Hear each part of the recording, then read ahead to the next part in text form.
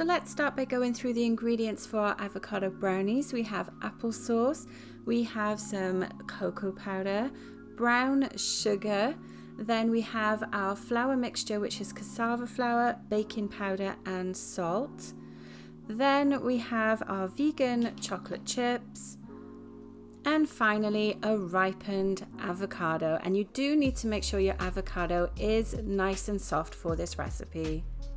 So let's start first of all by cutting up the avocado. You want to take that little top off of it and then run your knife around it, twist the ends, and then you can just pop that seed out and put that to one side. Now, the reason for it being ripe is that it means that it's going to be really nice and creamy. And the lovely thing about the avocado in this recipe is it's actually the secret ingredient that makes it vegan, because it's replacing the egg and it's replacing the butter that you would normally use in a brownie recipe. And if you've never tried brownies with an avocado, trust me, you're going to be really surprised that you won't be able to tell the difference that this is a vegan recipe with hidden avocado in it. It adds a really nice, rich and creamy taste to the brownies, and I'm sure you're gonna love it. So once you've got that softened up with your hand mixer, we're gonna start to add everything else. So that is 50 grams of applesauce, then I'm adding 106 grams or half a cup of brown sugar, 24 grams or a quarter of a cup of cocoa powder, then we have our quarter cup, 32 grams of cassava flour, half a teaspoon of baking powder, and a quarter teaspoon of salt. Now the reason I'm using cassava flour as well is because I wanted this to be a gluten-free recipe as well, and rather than use one of the mixes that you can buy, I wanted to try cassava flour for a change just to see how that worked with the brownies. Next, we're going to pop our 90 grams or half a cup of chocolate chips in the microwave just to melt it a little bit.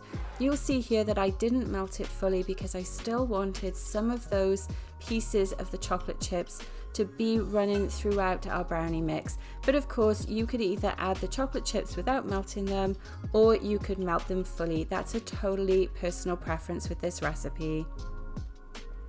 Once you've added that to the bowl, you then want to stir that in with a spatula and make sure everything is nice and combined. You could of course add nuts if you wanted to, or even white chocolate chips as well.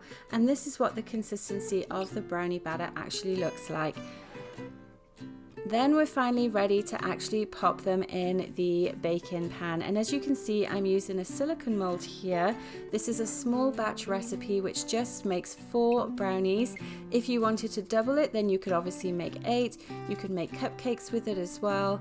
Or you could even, if you doubled or tripled the recipe, you could easily make an 8-inch square brownie in a regular baking pan.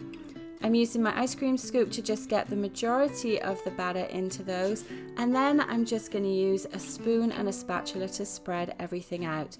Now this recipe doesn't rise that much, so you do want to make sure those cavities are almost full, just to allow a little bit of room to grow, but also making sure that that spoon is pushing all of the brownie mix into all the sides of the design of the mold as well.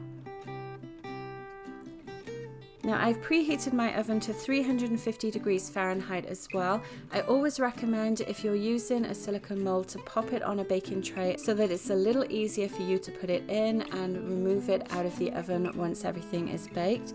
And like I said, make sure that oven is preheated before you pop these in, and then they're just going to go in our oven and bake for around 25 minutes. And once they're baked, this is what they look like. You can see they've got a really nice firm top on them, like any brownies normally would, and they have risen just that little bit as well. So I'm going to leave these cool completely before I remove them from the molds. And now that they've done that, we can go ahead and actually just peel the mold back and pop them out. And you can see, because we did add a little bit of grease to the mold before we pop the mixture in, they come out really, really easily. And that's something I do love about silicone molds. So let's just put one on a plate, and now we'll go ahead and show you what the consistency is like inside. So as you would expect from brownies, they do have a really nice sort of firmer layer on top. And then you can see they're really nice and fudgy inside as well. And I think that's partly down to the avocado, and also just because we baked them in a silicone mold as well. It's kept everything nice and moist, and they are going to be so good. I think they'd be great with ice cream as well. We will quickly decorate one just to show you a little something different that you could do if you were giving these to someone for Valentine's Day or maybe a birthday. And all I did was melt a couple of white chocolate chips in the microwave, drizzle some of that on top, and then I just popped a few sprinkles on them as well, just to jazz them up a little bit. So a couple of things about storage for these. They will last in an airtight container on the counter for about 3 to 4 days. Because you're only making 4 though, I'm pretty sure these aren't going to last long. So let me know in the comments below if you're going to have a go at making these, and if you've ever baked with avocado in brownies before. As always, you can find the full recipe for this on my website as well, on bakeangel.com, and I look forward to seeing you on my next video. Thanks for watching.